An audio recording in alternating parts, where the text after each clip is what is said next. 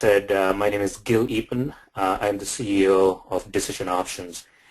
I have about a 45-minute presentation here and then about maybe a 15-minute Q&A toward the end. The way that I organize this is we're going to spend some time describing the methodology and how it is different from the more traditional financial techniques that you might be familiar with. And then we will go through a stylized example to demonstrate the differences. And then we'll get into some real case studies from life sciences, high technology, energy, those types of industries. So decision options is a methodology and a process as well as a technology that supports that process. And it is really designed to make decisions faster and cheaper and better. And from a concept perspective, it differs from traditional techniques in these four ways as described on the slide. It uses uncertainty as a primary input. So you can contrast that with traditional financial analysis where we look for precise cash flows, technical risk and things like that. In our case, the input is fundamentally driven by uncertainty. It considers decision flexibility in future decisions, and you'll get an idea what I mean by that in the cases as we go through them. But it is about a decision today is not a singular decision. There might be at some future time another decision that you might make, and that decision is related to the decision you're making today, but you don't have to make that at a future time. So a very simple example will be if you have a staged R&D program, you may make a stage 1 decision, and then after some time, at a future time, you will make a stage 2 decision. And so that's what we call flexibility in future decisions. Now we'll also think about interactions among products and strategies in the portfolio. So decisions for companies are not necessarily singular decisions, but a set of decisions that interact with each other. And so we look at those decisions as a portfolio of decisions. And the outputs that we look at to make these decisions are three major metrics. Value, which is economic value of that decision, downside risk, and upside potential. And I'll explain what I mean by those in the examples. So if you have a finance background, you're familiar with many of the things listed here. We won't go through details of them. A good part of corporate finance today is about discounted cash flow analysis. So you forecast your cash flows, you come up with a discount rate, and you discount those cash flows to the present time to get a net present value of that investment choice or decision. Sometimes we use decision tree analysis, and it is really a graphical representation of discounted cash flow, where in decision tree we will represent the technical risk, the risk of something not going forward, the risk of something that is turning up with a bad value, things that generally affect the numerator of the cash flow sequence that you have in a discounted cash flow process. Decision tree analysis is a graphical representation of that, but at the end of the day, you will get the same net present value as you would in a fully structured discounted cash flow analysis. Now, scenario analysis, I'm sure most of you are familiar with. You do an average case, a pessimistic case, an optimistic case. So it is a way to kind of bound the problem in terms of what the economic value might be. Monte Carlo simulation is a special case of scenario analysis where you do a number of scenarios, in some cases an infinite number of scenarios, to define the distribution of net present value. In all these cases, in Monte Carlo simulation, we are bringing in uncertainty more systematically. But what we haven't done is to bring in this decision flexibility that we talked about. So real options analysis is something that has been around for about 20 years now. Stu Mice at MIT coined this term in late 80s, And it is a concept that allows you to take uncertainty and decision flexibility together into a decision process. And our approach, decision options methodology, uses real options technique, but it's a broader concept than the typical real options analysis, and I'll explain what I mean by that. So to understand this more conceptually, you think about investment decisions, and you know that we have uncertainties in those decisions. Some of these uncertainties are broad uncertainties, like a macro uncertainty, something to do with economy, policy, demographics, events. A good example will be today's decision by the U.S. Congress to shut down the U.S. government for budgetary issues, something that affects a large number of market participants, market decisions. It has a broad impact on the economy. A micro uncertainty will be something that is specific to the project or that decision, cost, timelines, pricing, quantity, other kind of technical risks, that a machine doesn't work, an innovation doesn't go forward, any kind of competitive actions. These are all micro uncertainties that specifically affect the decision that you're trying to make.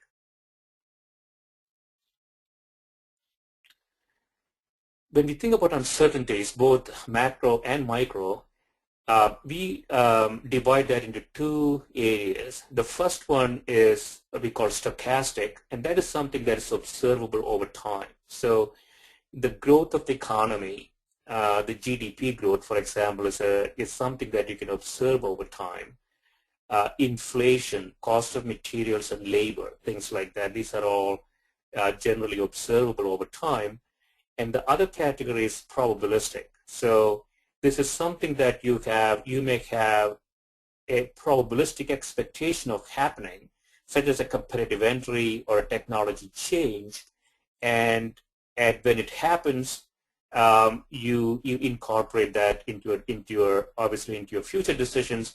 But the decision that you're making today may have probabilistic expectations of things happening in the future, and it's not necessarily observable over time. So technical feasibility of a design, timeline to complete a task are examples of these as well.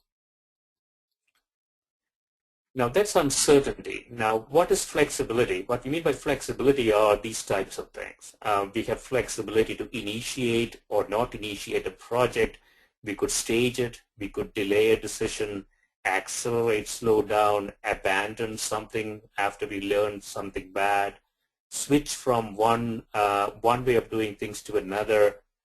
We could temporarily stop. We can hibernate, redesign, change. You can shrink the scope of the project. So these are decisions that you may make in the future, and they're flexible in the sense that you're not going to commit to them today, but these are things that you might be able to do in the future after having gotten new information or realized something new about your project. And the third attribute that we talked about is this interactions. So correlations may exist between price and demand, cost and quantity, new and marketed products. There might also be correlations among things like war and pandemics and elections. So when we think about things in a portfolio, we really need to think about the interactions among those decisions as well. So uncertainty, flexibility, and interactions or correlations are three things that we always think about. So we'll go through a very stylized case just as an illustration of how this is different. Here we have a simple R&D drug development problem. And the blue boxes here are the decisions that this company will make on this particular project in the future. We are moving from left to right in time here. And the red boxes are what we call technical risks. Technical risks in R&D drug development problem is a program providing a bad clinical results or a bad toxicology result, forcing the company to abandon the program. So, here's a stage programs. We call it phase 2. The company is going to make a phase 2 decision here, and at the bottom of this box is the cost or the investment the company needs to make. Now, we don't know what this investment is going to be precisely, but we have some probabilistic or stochastic expectation of that cost. And after having done stage 2, there will be a technical risk resolution, a stage 2 clinical trial either turning up good or turning up bad. And there is some time that the trial will run before you will know this result. So at the middle of this box is the time that the trial is going to be running, and the top of this box is the probability that the trial is going to be successful. And after seeing that, you will go into the next stage, decision, and in this decision here, we represent that as a function of the cost involved in the first decision. And so this is what we call learning effect. So by the time we reach this decision, the decision maker has a better estimate of what the stage 3 cost is going to be, because he or she would have seen the stage 2 cost, a completed cost. So after having done stage 3, the company may go further into additional stages of development and ultimately getting into market here, or it might decide to license this product to somebody else. So all these purple-colored boxes are decisions that have options-like characteristics in them. And what that means is that these are decisions the company would make in the future. It has flexibility in that decision. It doesn't necessarily have to invest. It can just walk away from that investment if it feels that it's not worthwhile to go forward. We represent this in a slightly different color, and that's because it's a decision that it's making today, and that behaves more like a cash flow. It doesn't have a lot of time for the company to make this decision, so without time, it doesn't really have much optionality in it. So what we do in traditional finance is, as we described before, we might run a discounted cash flow analysis. So what we will do is we'll take all the cash flows that will happen at all these points and then discount that using typically some kind of a discount rate, which is weighted average cost of capital of the company. Or we might do a pessimistic scenario or an optimistic scenario. So if we do a discounted cash flow analysis, we may find negative $61 million in this case. If we do a pessimistic scenario will be costs are higher, the benefits that I'm going to get from the product when it hits the market are lower. Let's say I have a much worse negative NPV, or I might have a more optimistic scenario where my costs are a lot lower and the benefits that I'm going to get a lot higher, in which case I have a positive NPV. So the scenario analysis reveals negative NPV of 315, positive NPV of 265, and an average case of negative 61. In some cases, we may do Monte Carlo simulation of net present value, and that shows a distribution of this net present values. But the bottom line here is that the mean of this distribution is what we would have found in the typical Excel-based spreadsheet analysis of discounted cash flow. Now, when we do these types of problems in the decision options way, we get something dramatically different. In this case, we are looking at what's called the risk-neutral payoff distribution of that investment choice. On the y-axis, you have the probability. On the x-axis, you have the economic value. And what you find here is that it has a very high skewness. So the right tail of this distribution is much longer than the left tail. And if you're familiar with options from financial markets, you will recognize that options are ways to reduce the downside risk but still participate in the upside potential. And we are applying the same principles here on real assets, in this case an R&D program, and we find something very similar. So if we do an options type analysis, we find that the value of that R&D program today for the company is not negative 61 million as we found before. It's actually a positive 38 million. Now, where are these differences coming from? They're coming from a variety of areas. For example, in our case, we assume these costs are unknown. It has some stochastic or timeline characteristics to them. We assume that the costs have learning. By the time we get to second decision point, I have a better estimate of what the costs are going to be. We have what we call options, decision options type optionality here, that after having done a decision, I can make a decision to go this way or that way. We assume that these technical risks are probabilistic in nature as well. Again, in discount cash flow analysis, we might just multiply the cash flows with a probability number like 0.75 or 0.6.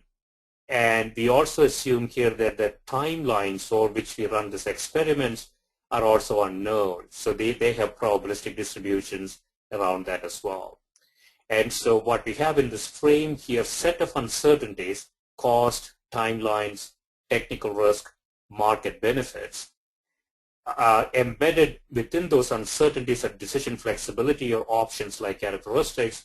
So combining uncertainty and flexibility, we get a picture that is dramatically different from what you will find in traditional analysis, which looks like a very nice normal curve, but nothing is normal in the real world.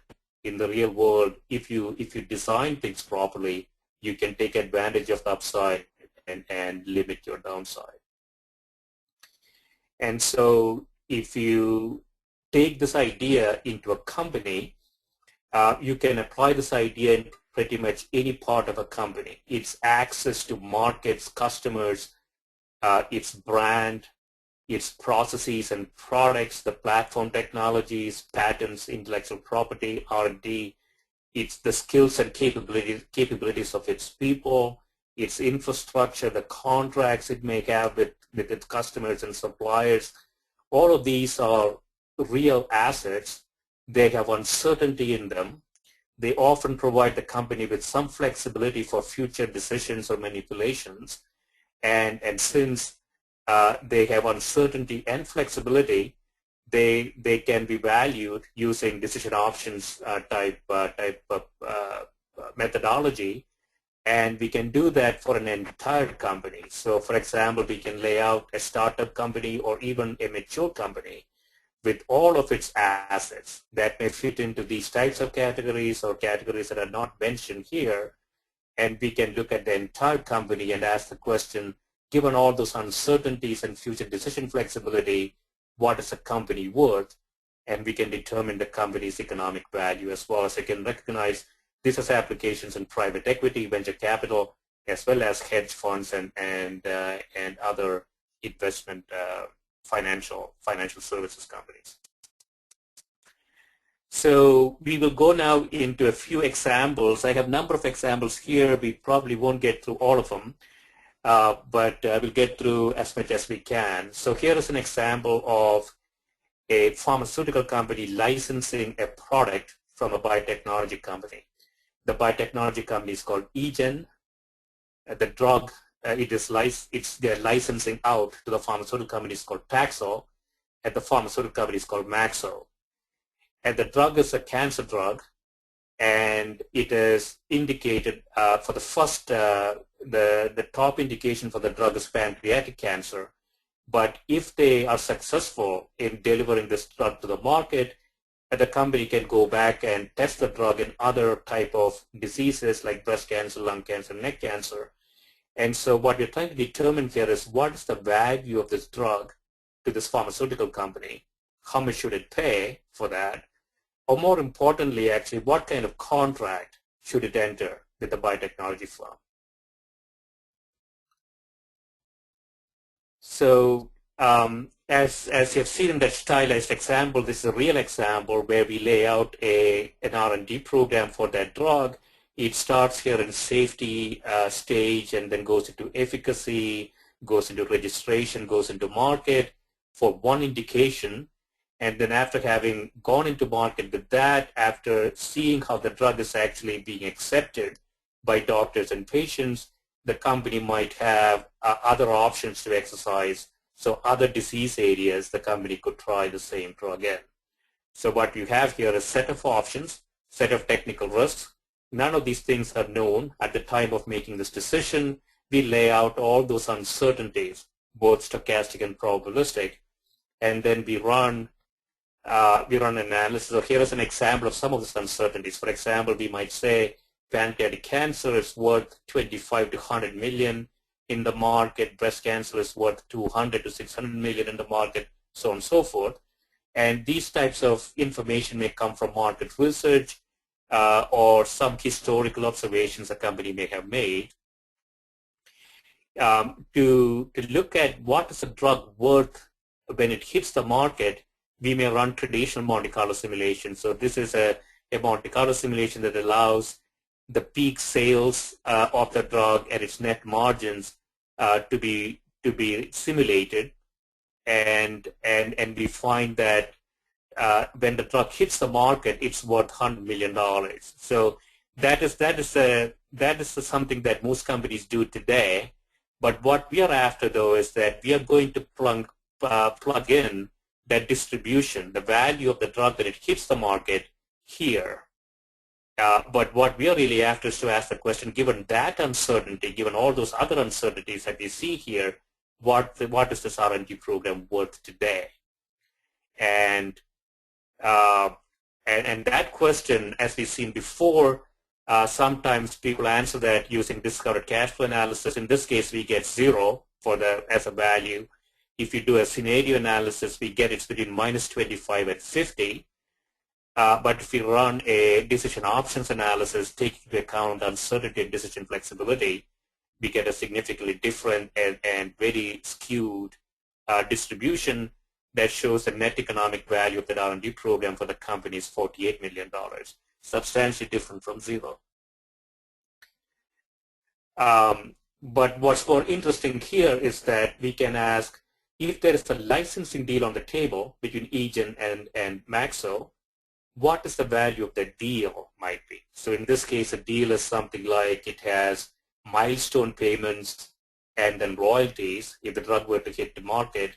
And if you take all of that into account into this R&D program, we can see that licensing deal that Eagen, the biotechnology company, is suggesting to Maxo, the pharmaceutical company, is worth $12 million.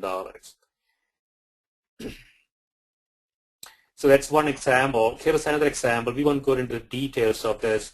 This is an example where a company is considering it has 2 drugs in the marketplace today, one for hypertension, blood pressure, one for cholesterol, and it's asking if you were to bring a new drug to market that combines the 2 drugs, what might be that combination product worth? So again, in this case, we look at all the risks that might exist, market, regulatory, and technical risks.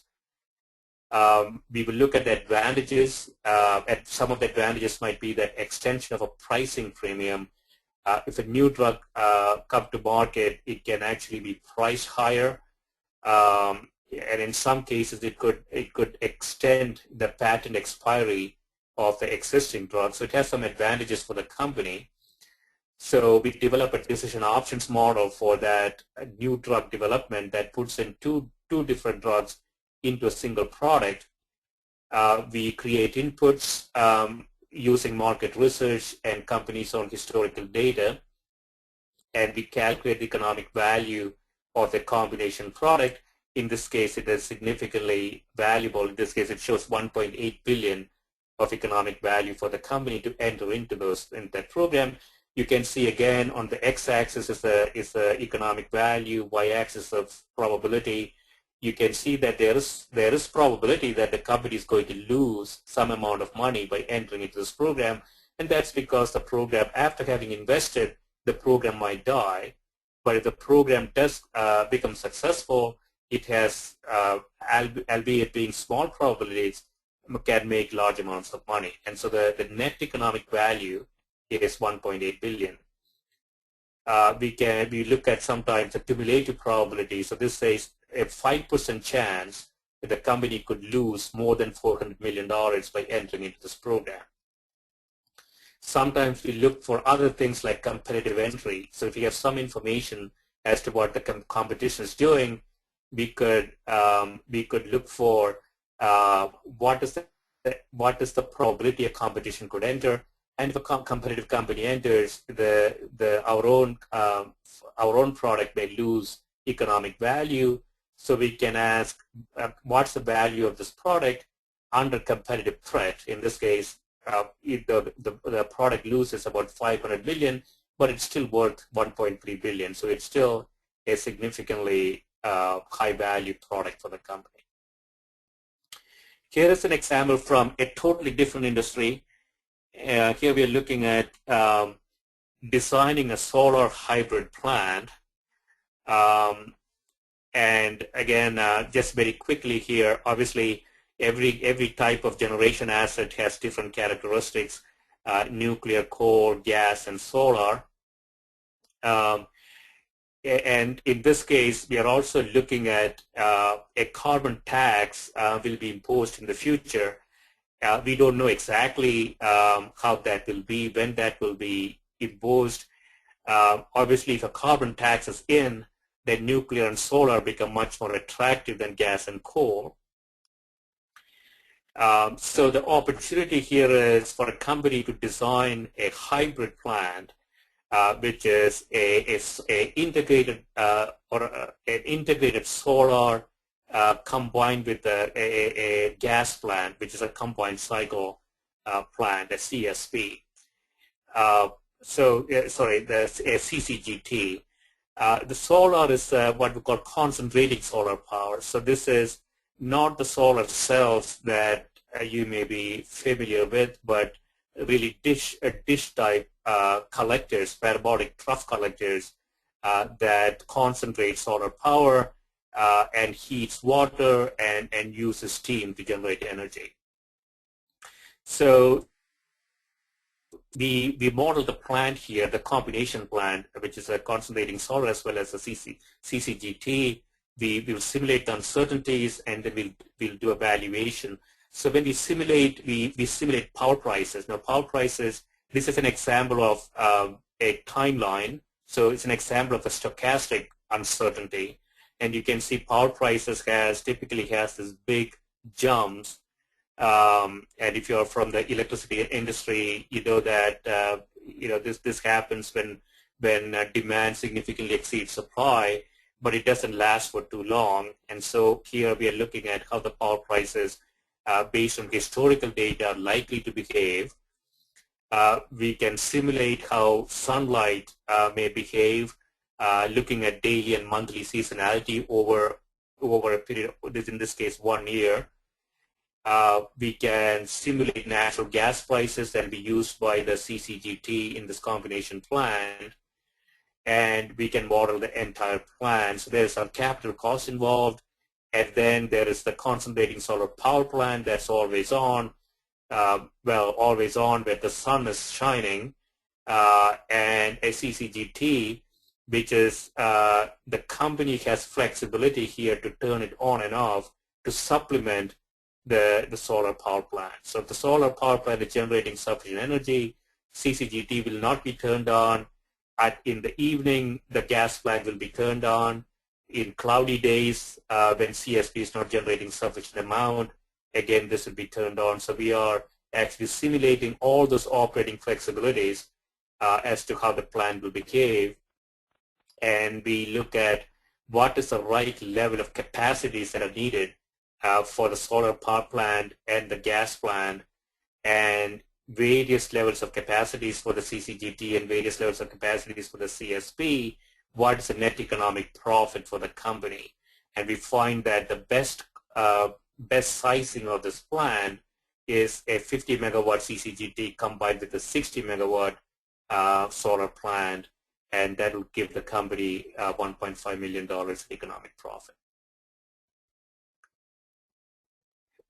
Here is an example from a totally different industry. Again, it's from consumer products. Is a company considering enhancing a product in market A. It's already in market A, and it wants to enhance the product it's currently selling. It's also considering entering into market B, with the product it currently has, that is in market A, or it could wait till it introduces an enhanced product in market A and then go into market B. So what it's trying to figure out here is what might be the best way to do this. Here we look at populations of A and B, prices, the volumes that we might expect, cannibalization effects if it were to enhance the product and take off the original product, and then consumer behavior. So we were simulating all of this, awareness, distribution, likelihood of purchases. We also looking at competitive entry, and we simulate all those distributions and ask the question, what is the value of a quick entry into market B, or what's the value of first enhance the product in market A, wait, and then understand if it is actually succeeding, and then enter into market B. So what's the value between these two strategies? Obviously, these are kind of mutually exclusive strategies for the company, and what this shows here is that really a delayed entry is a much better way of doing it. So that is for consumer products. We do these types of analysis in the portfolio level. So here is an example of, this is from a pharmaceutical industry, but you can consider this to be a consumer product. Could be strategies or power plants or high technology products, aerospace products, whatever you have. The scheme works in the same way.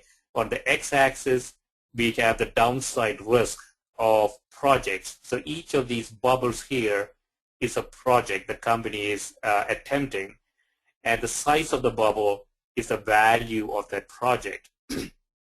X-axis is the downside risk, and the excuse me, and the y-axis is upside potential. And so here is a very, very high value product, but also has a fairly high downside risk in that project. It is very high value because it also has huge upside potential. So sometimes a company might decide that it wants to stay within some downside risk threshold. So in this case, this block here is what the company's kind of choice zone to be in. So it doesn't want to let this project go. What it might do is to redesign this project to be less risky. So when you redesign that, it can move it in this direction. Obviously, there is no free lunch, so when it's reducing risk, you might also reduce upside potential, and the size of the bubble may shrink, but it's quite possible, depending on the, the needs of the project, to redesign it and make it within some certain downside risk threshold. So these types of constructs are useful for the company to select the portfolio it wants to pursue. This project is not a very good one because of very high downside risk. This is a really good one because it has very high value and very low downside risk.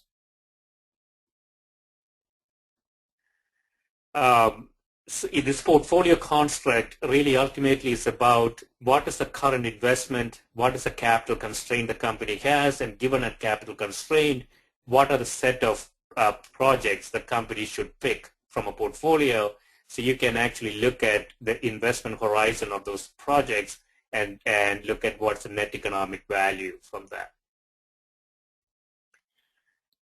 Here are a few other examples. This is a situation where a company has multiple products in fact 3 different products in the pipeline, and it doesn't really have resources to pursue all 3 of them altogether. So the problem here is it has to select one out of these 3 projects to go forward. These are HIV products in this case.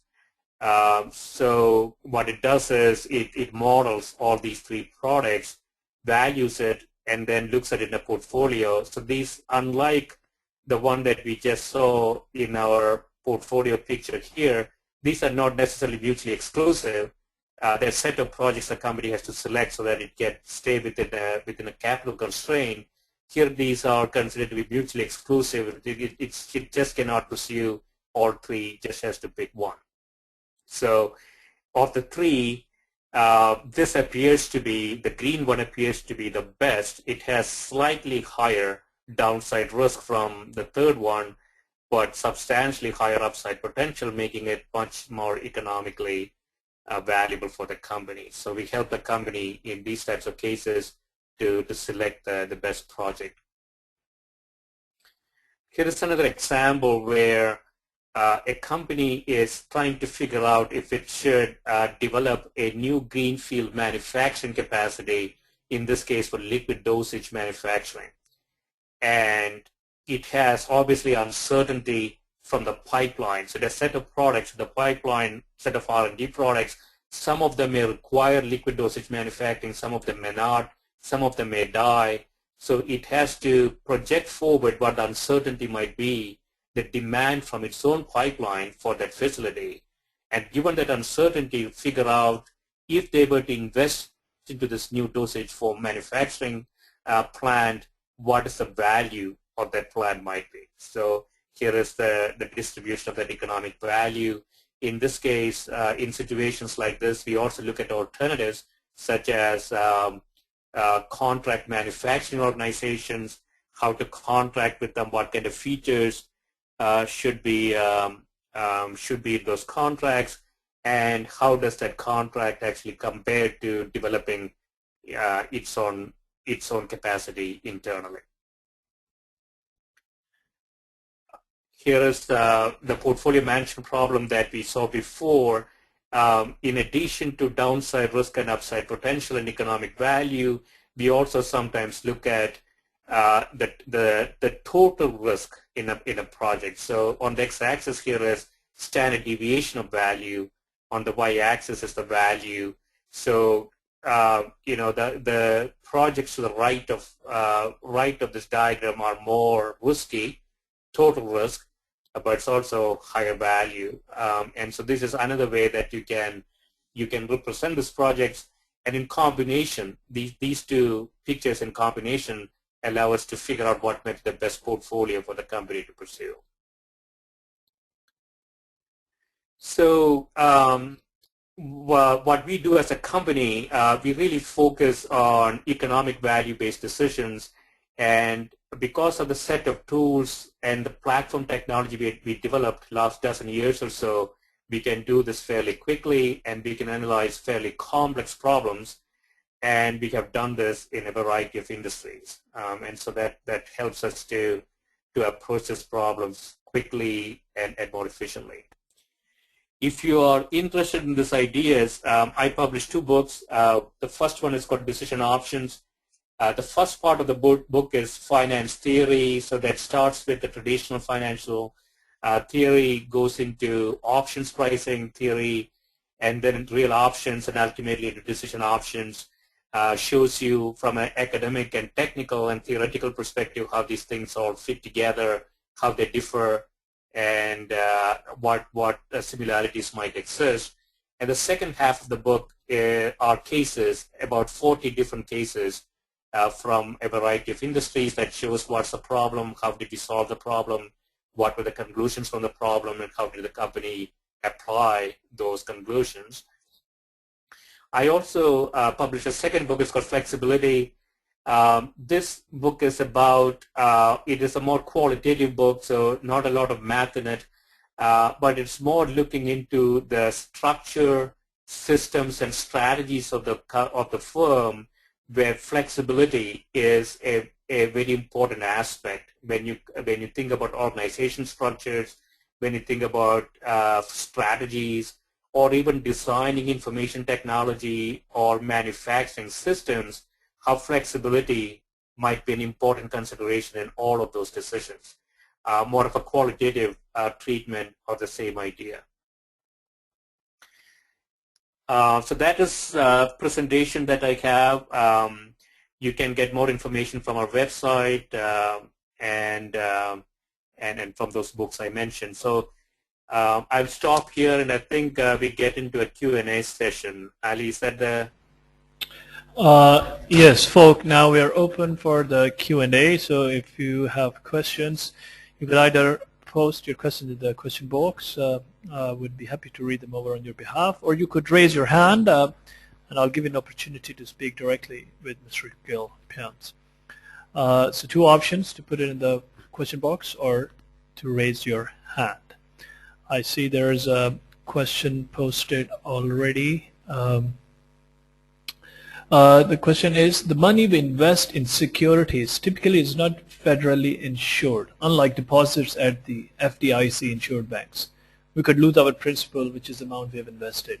Is that true even if we purchase our investments through a bank? How should we evaluate our comfort zone in taking risks on such an investment? Wow. Yeah, so I'm not an expert on FDIC insurance aspects. So my understanding is that there are certain amounts, if you have a checking or savings account in a bank, there is a maximum amount that is FDIC insured. I don't exactly know what that amount is. Now, it's an interesting way to think about that, actually. So what you have there is, let's say the FDIC insured amount is $100,000 for argument's sake. What that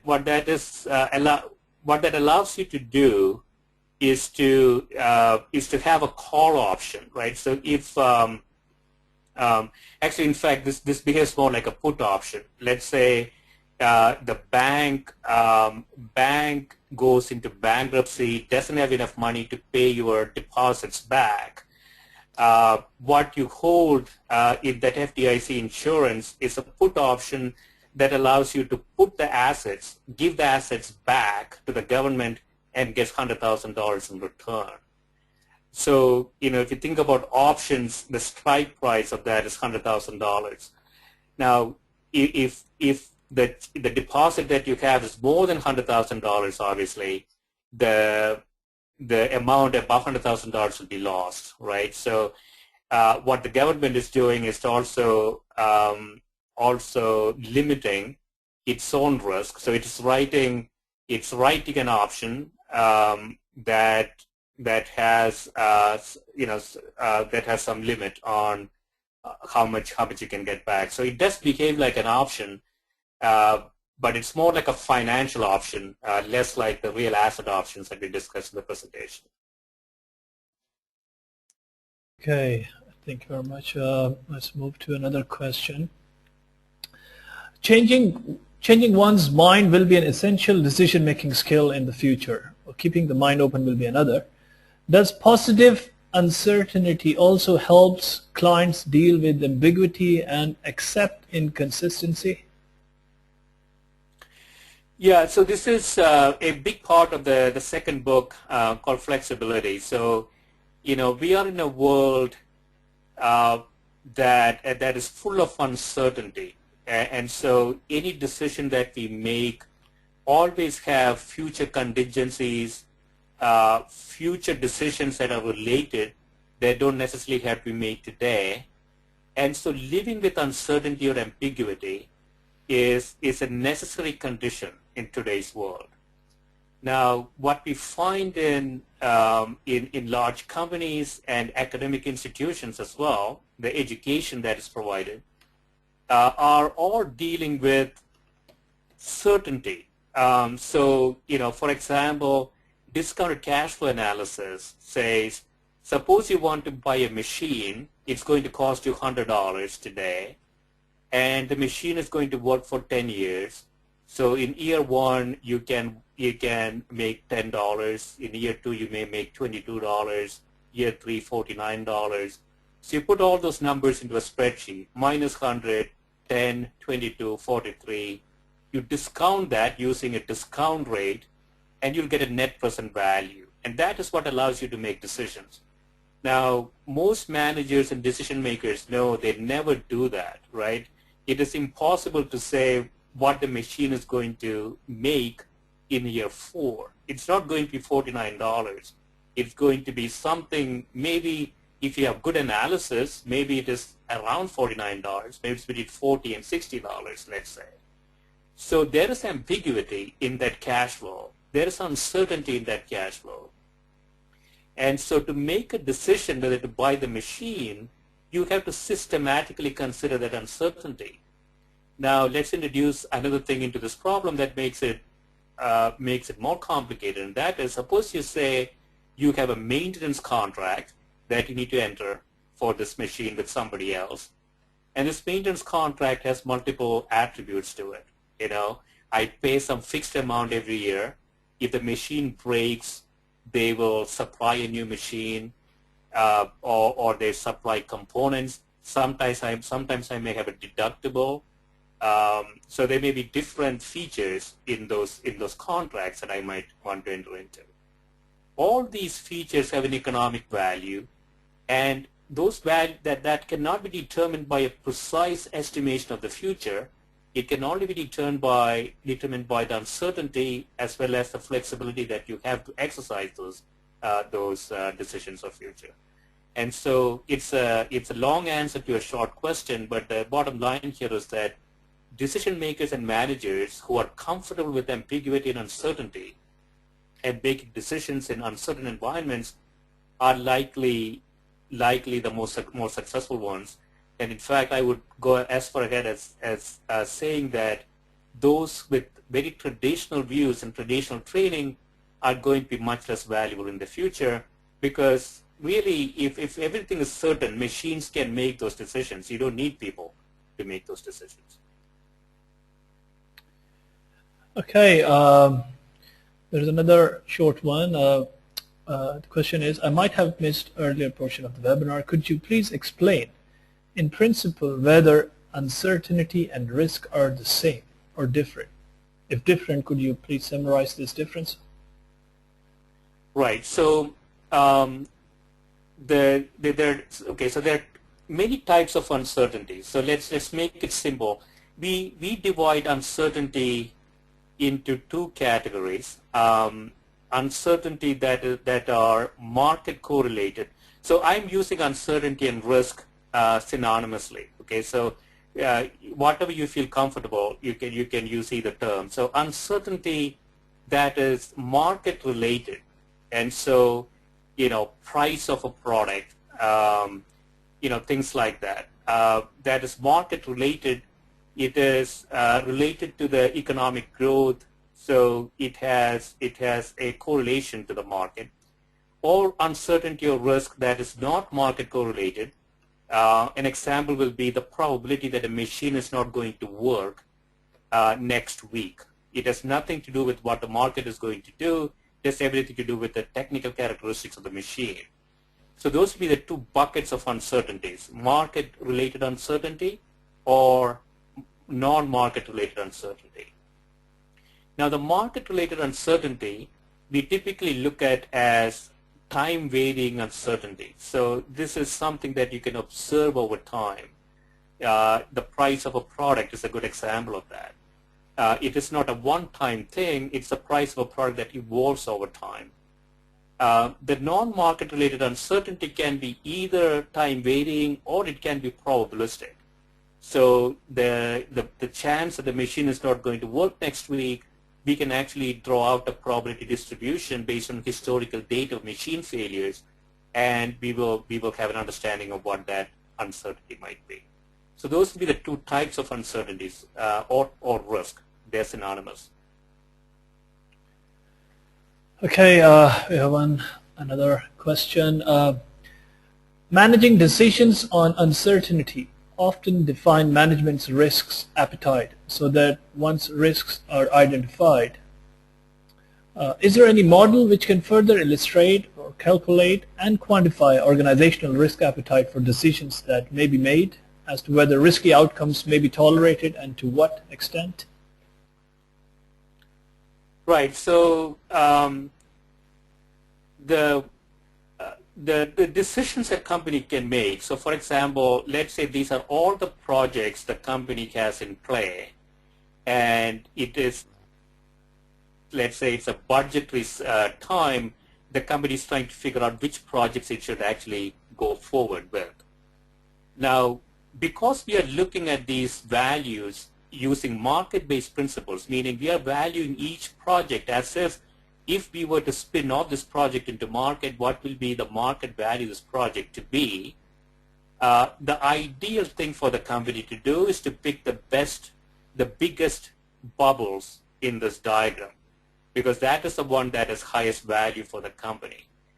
Now, it is quite possible, and as we all know, quite likely in the companies that they may have artificial constraints, such as company doesn't want to take anything more than certain downside risk, that has certain downside risk. And so that is a very artificial constraint. It's actually a value destroying constraint, but those things exist. So that is what you might mean by management's risk tolerance.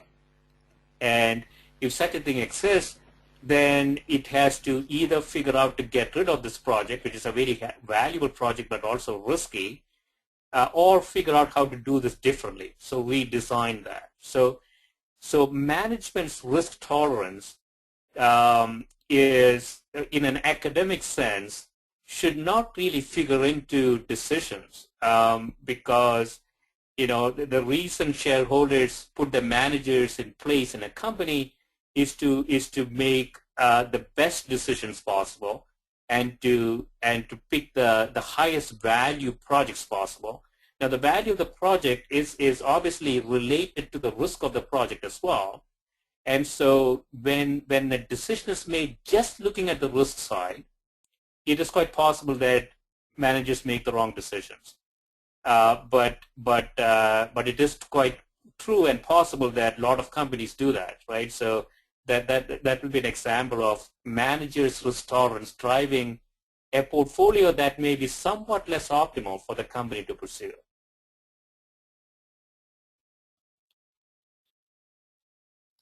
Ali? Yeah, we had a person raise their hand. Let me see. Mr. Abdul Kabir Jimo. Brother Abdul Kabir Jimo, can you hear us? Brother Abdul Jabir, I believe your microphone is on mute on your computer. As I've unmuted you, but it seems like you have muted your own microphone. You raise your hand and we can't hear you, so maybe there is an audio issue. Let me mute you once again. You could raise your hand again if you can fix your audio. Let me move to the question box. Oh, that's an interesting one.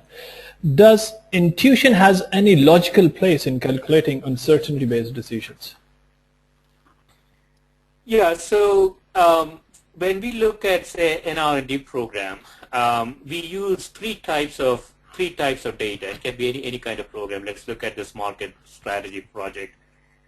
We use three kinds of data. One is historical data, and so the company has collected data from the past of similar products and similar decisions. Other type of data is forecasted or market research-based data. So this is really looking at forecasts from various people and looking at the cross-section of those forecasts. And third type of data that we use is expert opinions, where intuition plays a big role. So expert opinions in an R&D program will be, what's the probability that a product is not going to succeed from stage 1 to stage 2?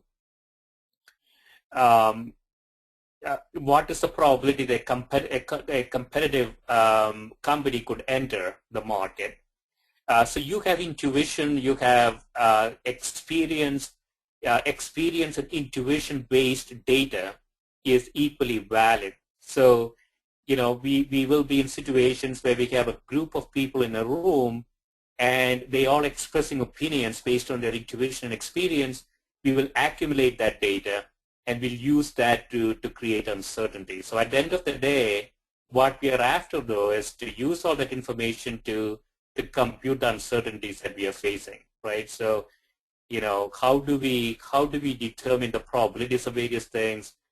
All this information that we need to plug in here either comes from historical data, expert opinions, or market research.